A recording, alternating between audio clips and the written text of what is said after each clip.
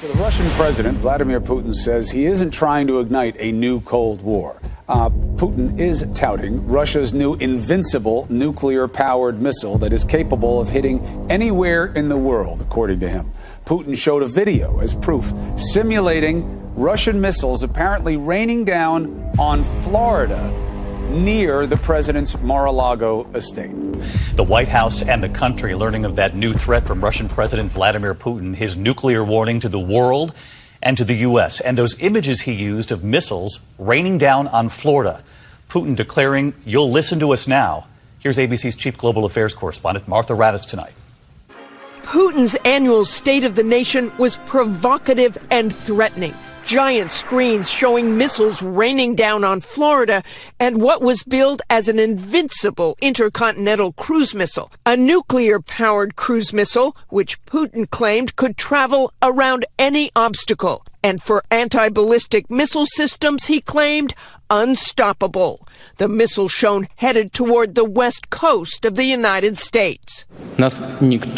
No one has listened to us, Putin said. You'll listen to us now. A U.S. official tells ABC News the missile is not yet in production, but the former vice chairman of the Joint Chiefs says there are concerns. The thing that distresses me, they've obtained a high assurance that their attacks would be successful by going to higher speeds and coming from different directions. Of course, President Trump has done little to turn down the heat. I want our nuclear arsenal, to be the biggest and the finest in the world. Putin's announcement also comes just days after the head of the National Security Agency said the U.S. has not done enough to punish Russia over election meddling. They haven't paid a price, at least, that's sufficient to get them to change their behavior. And Martha Raddatz with us live tonight. Martha, this threat of these new nuclear weapons from Putin and the rhetoric we've heard from President Trump, some are going to say this seems reminiscent of the Cold War. Are we looking at another one here?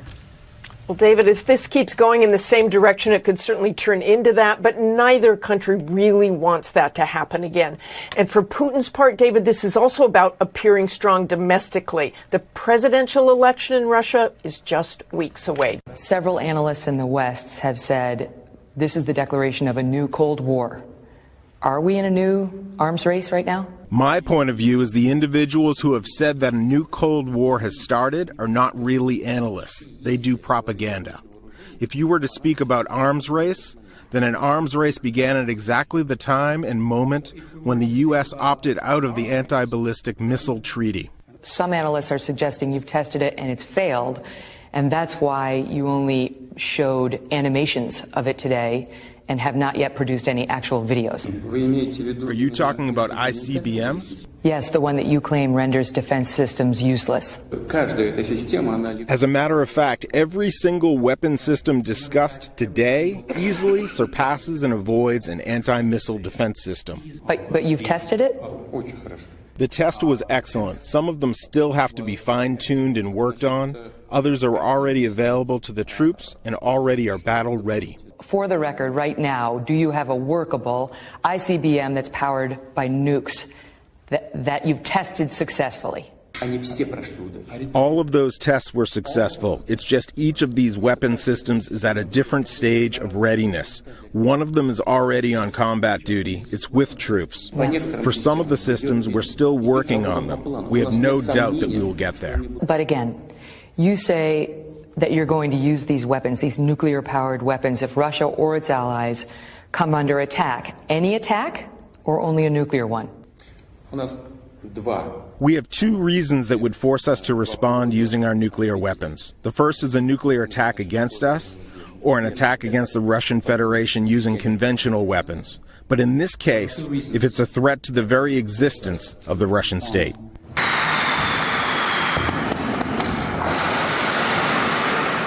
The Sarmat Super Heavy ICBM, a 200-ton missile capable of penetrating any existing defense, in service at the end of the year. Next, an enigmatic new development, a seemingly nuclear-powered cruise missile. It flies extremely low to avoid detection and can hit almost anywhere in the world, says Putin. Up next. It's just fantastic. An underwater drone submarine, also nuclear powered with a nuclear payload. It can reportedly lurk underwater for months and months, silent and nearly undetectable. Next, the avant-garde, the hypersonic missile, extremely fast rocket that can actively dodge and evade anti-missile defenses. It is heading for the target like a meteorite. To top all of that off, laser weapon systems, though Putin didn't go into details, saying only that it's still classified. The Russian president says all of this isn't to intimidate or scare anyone or invade anyone.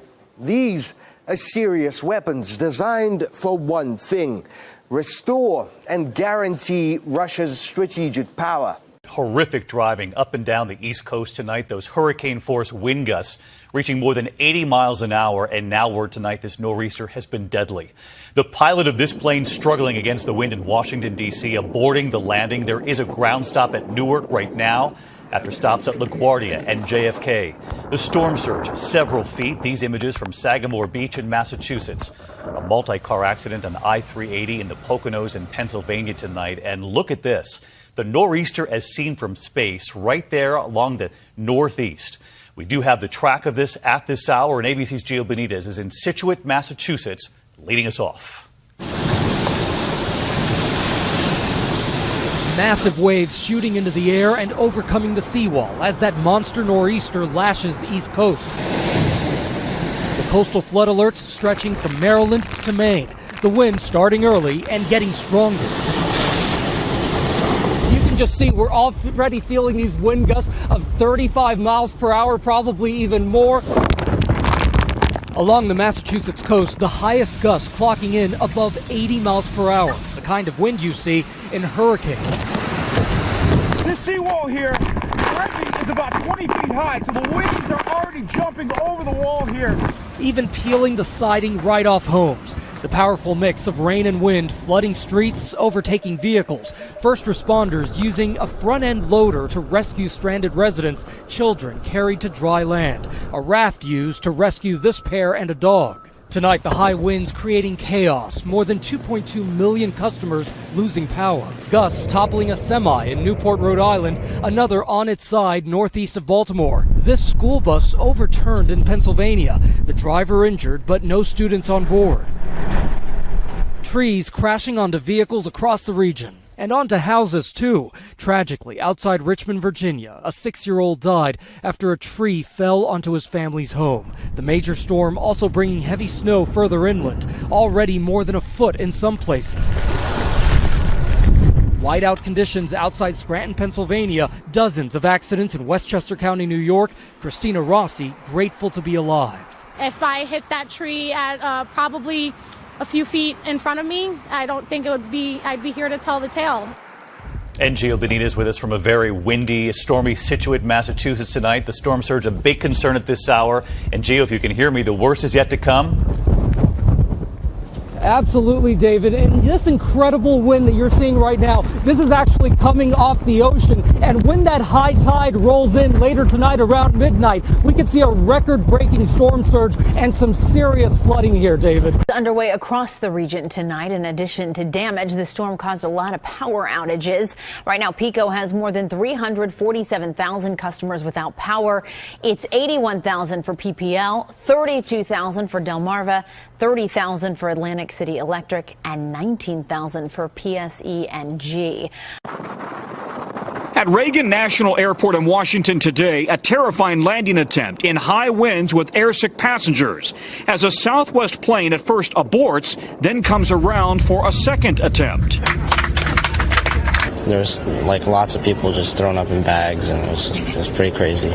Thankful to be on the ground, John Kirk and his sons returning from Orlando. The guy whose seat I was holding was throwing up for 5 minutes, while I'm holding onto the seat, and we're just going up and down and everywhere. Throughout the day, high winds forced more than 3,000 flight cancellations. The crosswinds are really causing a problem for us, and as the day progresses, we're also worried about any winds that are higher than 44 miles an hour. At New York's JFK and LaGuardia airports, flights suspended during the day. Stuck in the airport for 48 hours, Janet Gill and her kids trying to get to Boston. I really want to be at home. You know, my kids really want their bed. But Boston Logan also felt the cancellations. The high winds even affecting train travel. Amtrak service in the Northeast suspended. Meanwhile, the FlightAware misery map showing red extending out of East Coast hub airports. While at Washington Dulles Airport, the tower was temporarily evacuated with winds pushing 70 miles per hour. The hope that air travel is back to normal by Monday.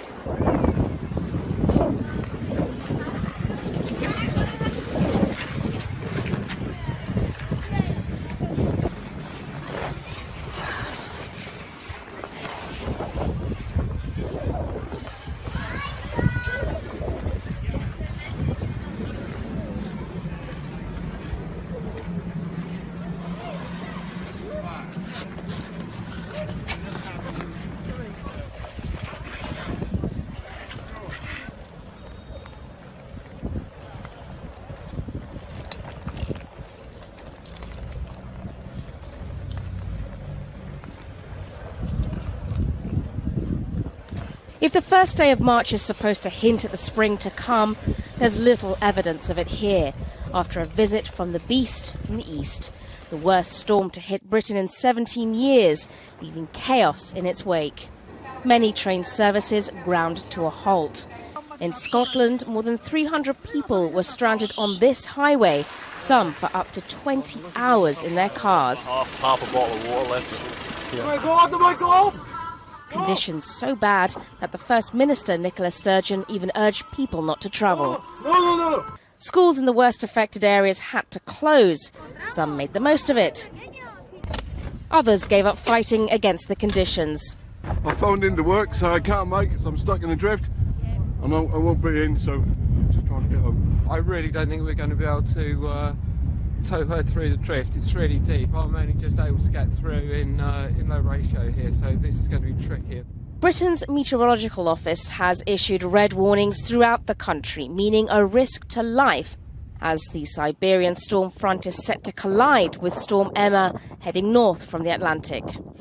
Snowstorms of this severity are highly unusual in Europe at this time of the year, and they've affected countries all the way from the far north down to the Mediterranean. It may look pretty, but these storms have been highly disruptive and dangerous.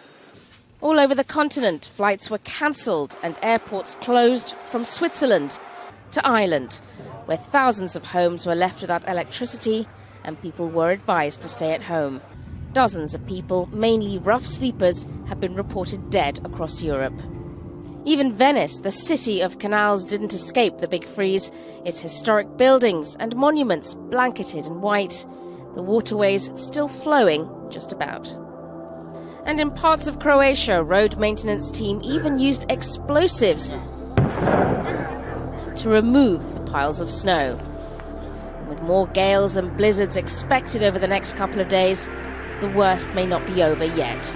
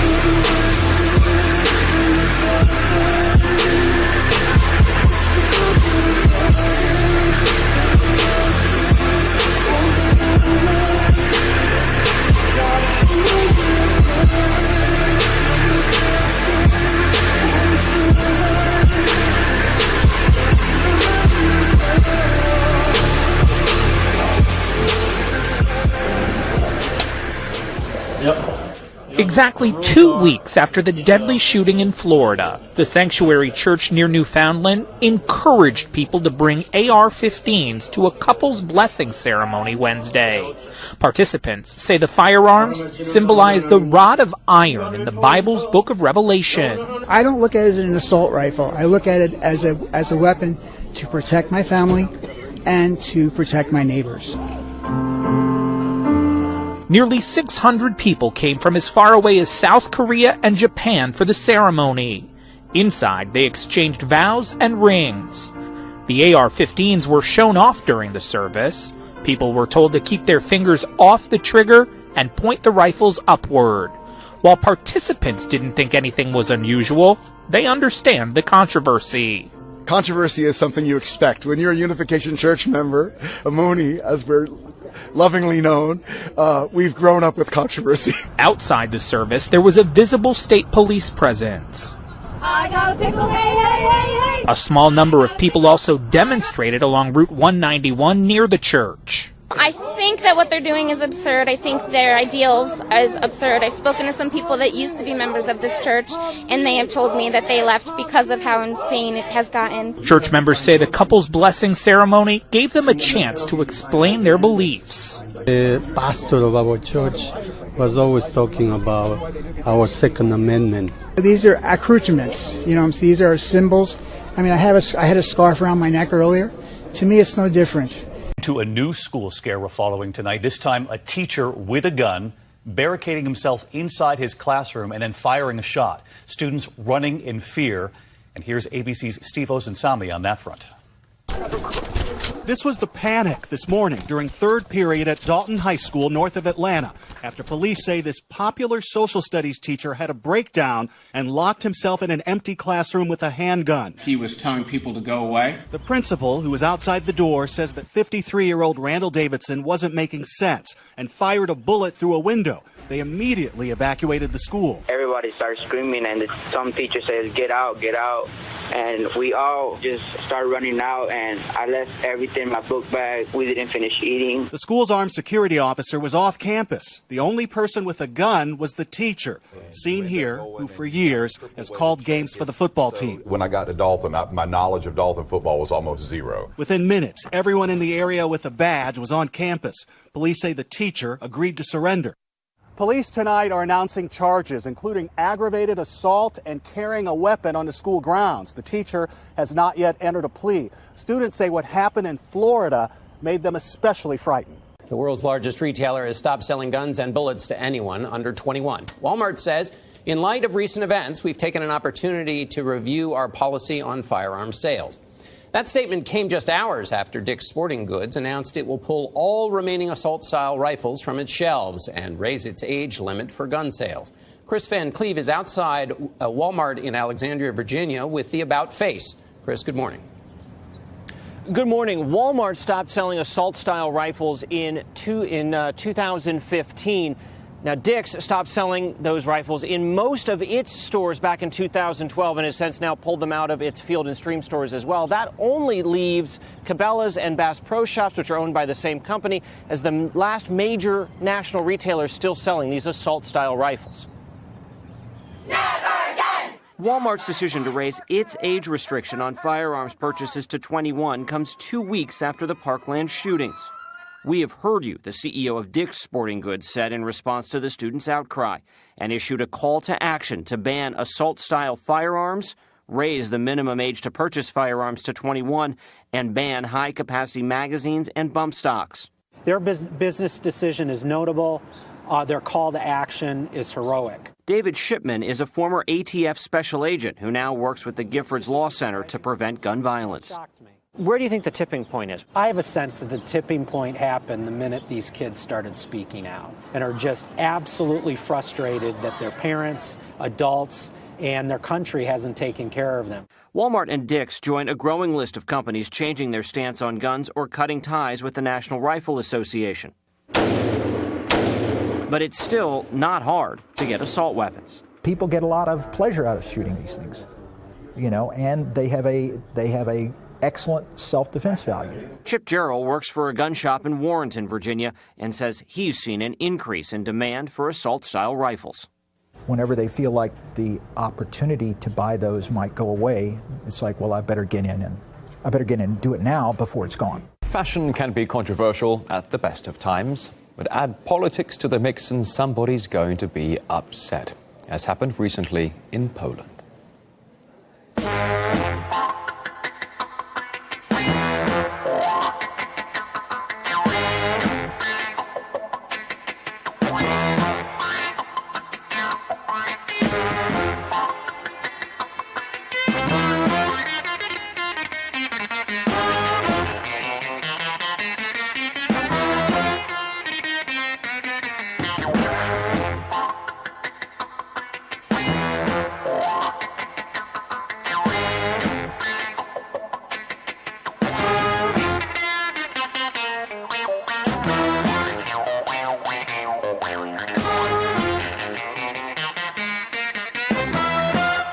Nearly a dozen people, including several Marines at a U.S. military base, fell ill after they opened a suspicious letter containing an unknown substance.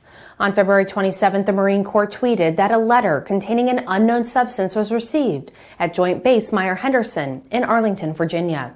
The Arlington Fire Department said that 11 people began feeling sick after the letter was opened.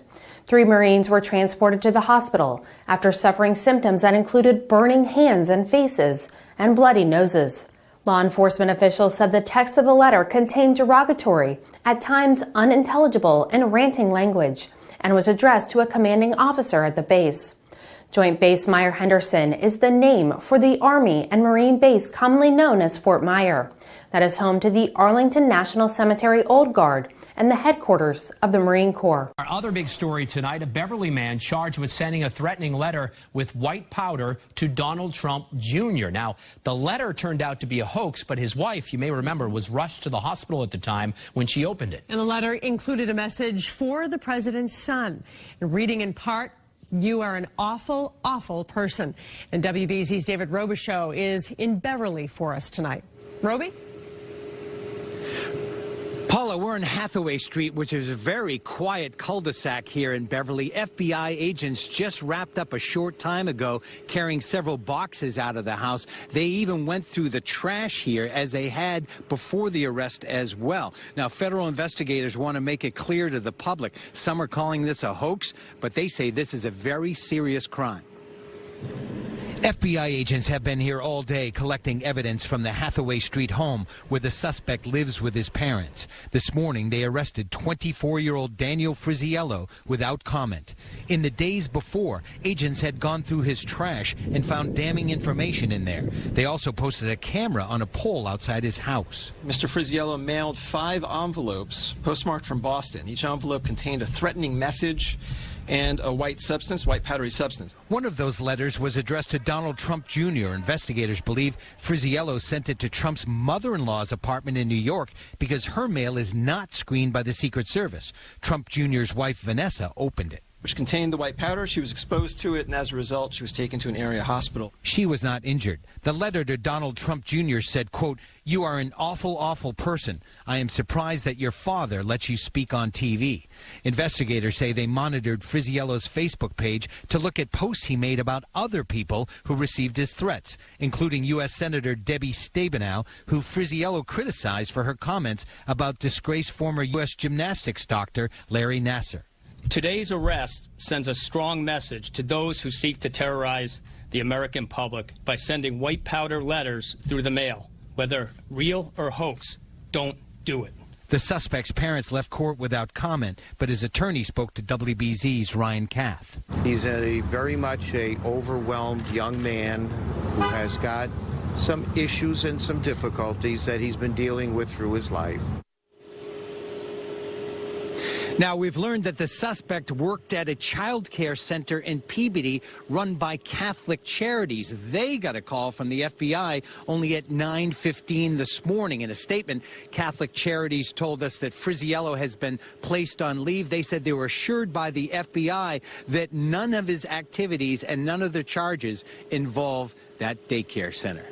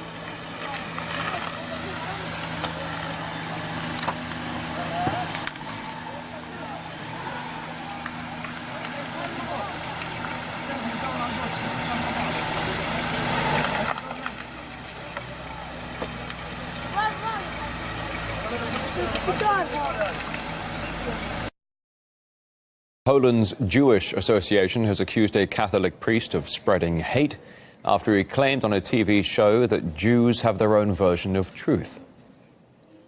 For us, the truth corresponds to facts. For the Jews, truth means something that confirms their understanding of what's beneficial. If a Jew is religious, then truth means something God wants. For secular Jews, the truth is subjective, or whatever serves Israel's interests. The Union of Jewish Communities in Poland wrote a letter to the National Broadcasting Council demanding that it comment on the priest's words and the anchor's response of letting the remarks go unchallenged. The union also urged the council to take measures to avoid such cases in the future. Writer and political commentator Avidor Eskin says anti-Semitism is on the rise. We see in almost all post-Warsaw Pact countries certain very dangerous attempts not just to rewrite their history, but especially to glorify the darkest pages of their history. On the eve of the Holocaust Day, they take this amendment to their law, allowing to put on trial people for actually telling truth about the role of Poles in the Holocaust. They are humiliating the memory of victims. We must talk the truth. And unfortunately, I don't see European countries and even America talking openly and loudly about glorification of Nazi criminals in Ukraine and in the Baltic states. Downtown Ouagadougou on Friday, another attack at the heart of Burkina Faso's capital. Coordinated and well planned, the targets the army headquarters, the French embassy, and its cultural center. Witnesses say some of the attackers came by taxi, others in a pickup. They started shooting, set fire to the truck, and continued to fire. There was so much gunfire, damage everywhere. 2 policemen went nearby the army headquarters. There was a car with around 4 to 6 people. They opened fire. There was an explosion. We saw a lot of shots fired and a lot of smoke, and then people started running. 8 soldiers were killed, several others wounded and sent to hospital. After an hour-long gun battle, 8 attackers were killed by the armed forces. The army continued to comb the area looking for more attackers that may be on the loose. Fighter groups in the Sahel repeatedly target Burkina Faso. The country's capital is home to a base for the French Special Forces deployed in the Sahel to fight rebel groups. Clashes and frequent attacks have led to tens of thousands of people fleeing the area. Fighters regularly attack police outposts in the north of the country. Last year, an Al-Qaeda-affiliated group attacked a Turkish restaurant in Ouagadougou, killing 19 people. In 2016, 30 people died in another attack on a hotel and a restaurant in the city. But this is the most brazen attack so far. These 3 locations are some of the most safest and secured in this country. Many people here say if they're able to attack these places, then no one is safe. With the death toll likely to rise, Burkina Faso is again in mourning, fearing what could come next.